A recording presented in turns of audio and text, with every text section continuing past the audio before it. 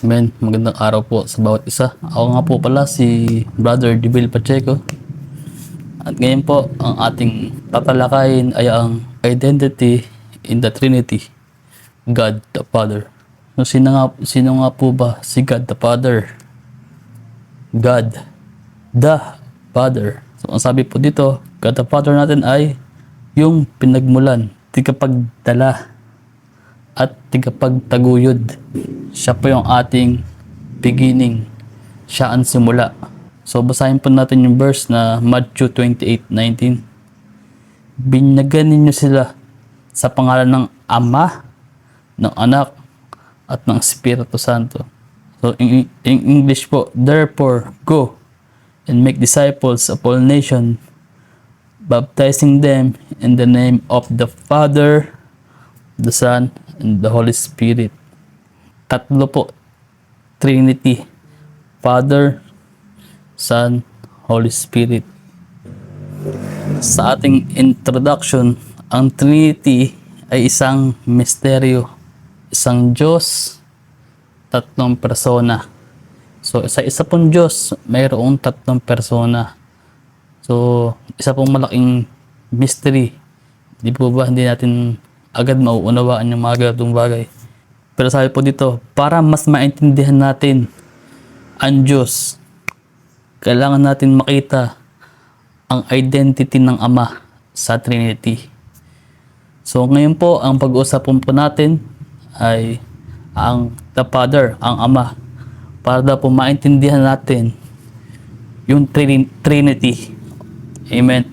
Pag-uusapan natin kung paano siya ang source, sender, sustainer ng lahat.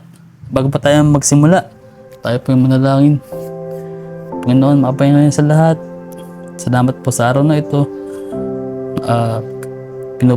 Pinupuri ka po namin at nataas, Panginoon. Samahan niyo po kami sa araw na ito. Ang banal na Espiritu niyo magturo sa amin, manguna sa lahat ng aming gagawin, sa lahat ng aming mapapainggan, Panginoon.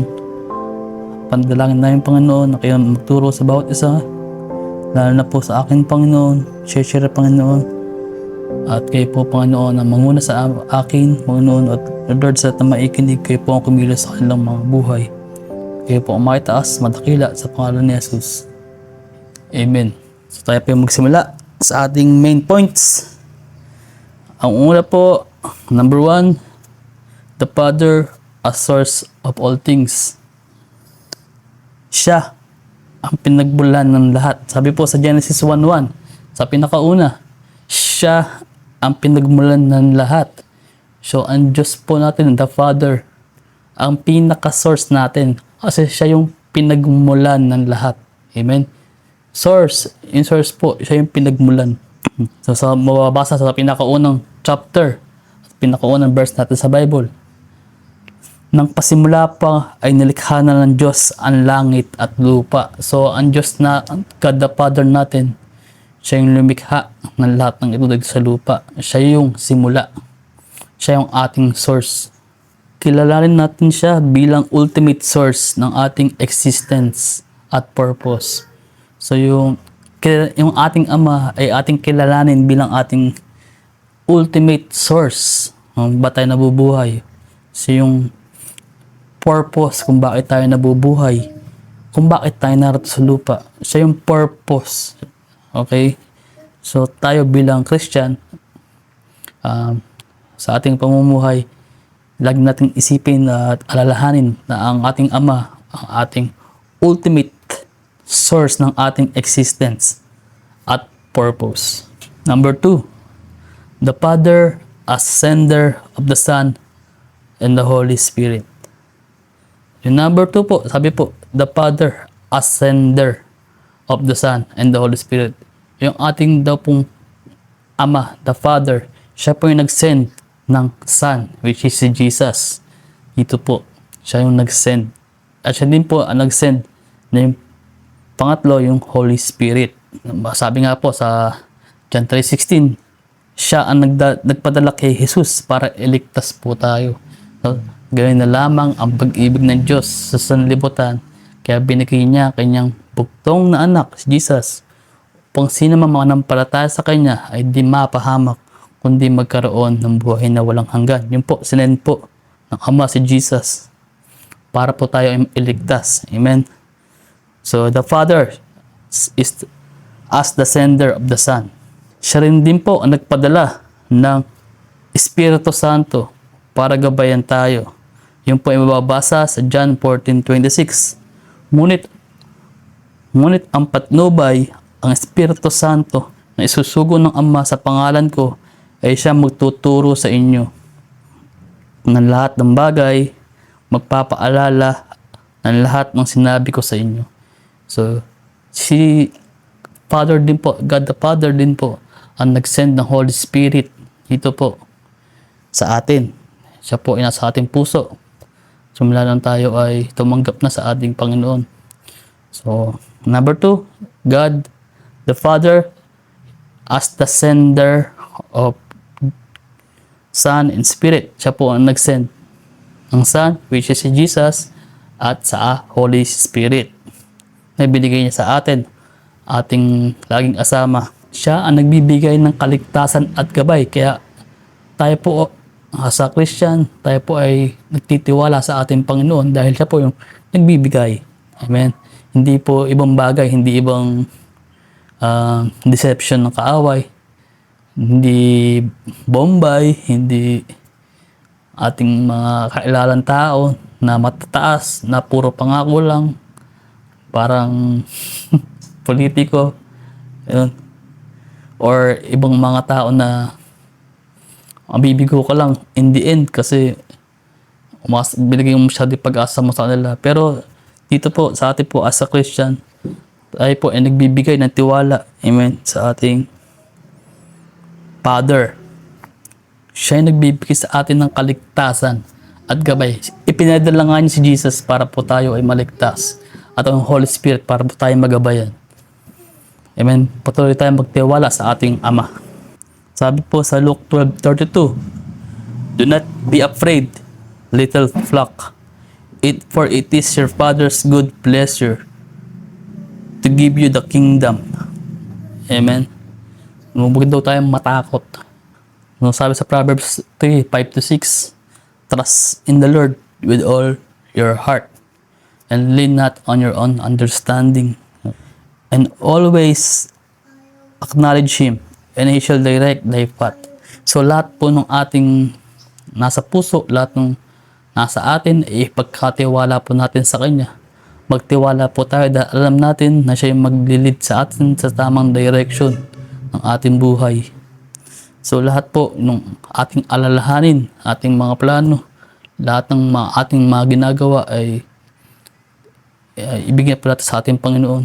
At ang titiwala po tayo sa Kanyang kapangyarihan na Siya ang tutulong sa atin, Siya ang gagabay sa atin. At alam natin na kailanman hindi pumalpak ang Panginoon. So number 3 po, the Father as sustainer and covenant keeper. Siya ang nagtataguyod ng lahat ng bagay. Sabi po sa Hebrews 1-3, nakikita sa anak ang kawalhatian ng Diyos. Kung ano ang Diyos ay gayon din ang anak. Siya ang nag-iingat sa sinukob at pamamagitan ng kanyang makapangyarihang salita. Pagkatapos niyang linisin tayo sa ating mga kasalanan, siya ay umupo sa kanan na maapangyarihan doon sa langit.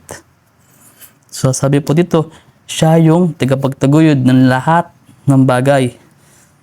Sabi po sa ating verse, siya yung nag-iingat sa sinukob. Siya po yung nag-iingat. Siya po yung naggagabay. Siya po yung sustainer, covenant keeper. Siya po yung nagtataguyod sa atin. Amen. Siya yung nagtataguyod sa atin. Siya yung nag-iingat sa atin. Siya ay tapat sa kanyang mga pangako. Amen. Sabi po sa Deuteronomy 7:9, "Kaya't pakatandaan ninyong si Yahweh na inyong Diyos ay Diyos, at siya ay Diyos na hindi marunong sumira sa pangako. Tapat siya sa lahat ng umiibig sa Kanya at sumusunod sa Kanyang mga tuntunin. Pinadarama niya ang Kanyang pagmamahal hanggang sa ikasanlibong saling lahi." At siya ay Diyos na hindi marunong sumira ng pangako. Siya ang Diyos na hindi marunong sumira ng pangako. So as a human, ating mga nakakasalimuhan tao, so for sure, sigurado po, ay marami na po tayong broken promises na naranasan.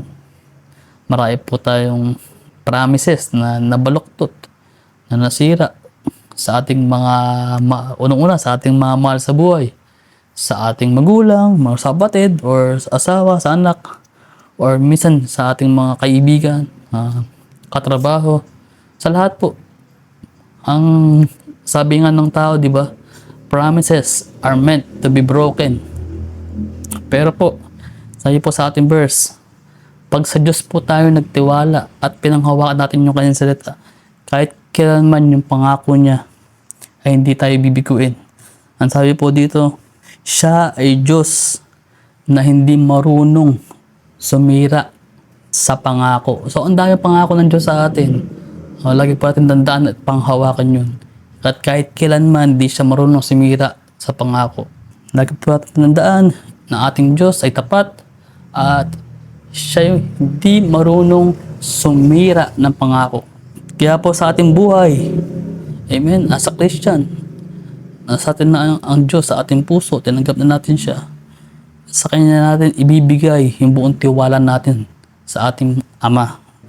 Mabuhay tayo na may confidence sa Kanyang faithfulness. Dahil alam natin at naniniwala tayo na ang Diyos natin ay tapat at kailanman hindi nagbago at kailanman hindi marunong sumira ng pangako. So ito po ang hamon sa atin. Sambahin natin siya bilang ating source, sundin siya bilang ating sender, pagtiwalaan siya bilang sustainer, at ini-encourage ko po kayo, mga naniniwala, habang tayo po ay nananalangin, tawagin po natin ang ating Ama. Sabi po sa Romans 8:15, sapagkat hindi espiritu ng pagkaalipin ang inyong tinanggap upang kayo mamuhay sa takot. Sa halip, ang inyong tinanggap ay ang espiritu ng pagkupkop upang kayo gawing anak ng Diyos. Kaya tayo tumawag sa Kanya ng Ama, Ama ko. Amen. So bilang mga anak ng Diyos at tumawag ka Ama dahil siya ay inyong Ama at tayo ay Kanyang anak. Conclusion po, ang identity ng God, the Father sa Trinity ay hindi malayo o abstract. Siya ay Ama natin magpakailanman, nagmamahal, nagpapadala, nagtataguyod sa atin na pag-aralin. Siya po ay nagmamahal, nagpapadala at nagtataguyod. Mabuhay araw-araw sa relasyon sa Kanya at ipakita ang Kanyang pag-ibig at katapatan. Amen. So as a Christian po na may relasyon sa ating Panginoon, sa ating Ama, tayo ay mabuhay araw-araw sa lifestyle na natin, sa relasyon natin sa Kanya. Ipakita yung pag-ibig at katapatan niya. Ipakita natin ang Kanyang pag-ibig at katapatan. So habang po tayong nabubuhay, lifestyle na po natin na ipakita yun, ang pag-ibig ng ating Ama. So bago po tayo magtapos, tayo po ay manalangin. So Panginoon, maapangyarihan sa lahat, pinasasalamatan ka po namin sa inyong pag-ibig na ibinigay niyo po sa amin sa pagpapadala ng inyong anak na si Jesus at ng banal na Espiritu, Panginoon, upang kami gabayan, Lord, sa inyong anak na si Jesus, upang kami iligtas. Marami pong salamat, Panginoon, sa kanyang sustaining power, Panginoon. Hinihiling po namin, Panginoon, ang mas malalim pa, Panginoon, na relasyon sa inyo, Panginoon. Ang aming intimacy ay lalo pang maging deep, Panginoon. At Lord, ang aming tiwala, Panginoon, sa inyo, sa aming Ama, Panginoon, ay balatuloy pang lumalim, Panginoon. At Lord, as anak, Panginoon, kami po ay patuloy niyong palaguin, Panginoon, ang relasyon namin sa inyo, Panginoon, upang araw-araw, Panginoon, sa aming pananalangin, ay matawag ka namin na Ama, Ama ko, Panginoon, at patuloy na makita sa aming buhay ang iyong kapangyarihan, ang iyong katapatan na patuloy na pinaparanas niyo po sa amin. Marami pong salamat, Panginoon, sa inyong salita, sa inyong pangako. Alam po namin na inyong pangako, Panginoon, kailanman ay hindi masisira, dahil ikay tapat, makapangyarihan Diyos. Sa iyo namin ititiwala ng lahat ng bagay, dahil alam po namin, Panginoon, na ikaw po ang aming sustainer, Panginoon. Kayo po ang mag-iingat, Panginoon, sa amin, sa bawat isa, sa lahat ng bagay, Panginoon. Habang kami nabubuhay, kasama ka namin at aming Ama. Sa iyo po ang lahat ng papuri at pasalamat sa pangalan ni Jesus. Amen. Happy New Year, guys! Kung ba'y napagpala ng gawain ito? Kung ikaw ay napagpala, please, i-like niyo po ang Vessel of Joy online page sa Facebook at mag-subscribe sa Vessel of Joy online devotion sa YouTube. Yun lamang po, and have a blessed day ahead, and God bless you. Bye! Mwah!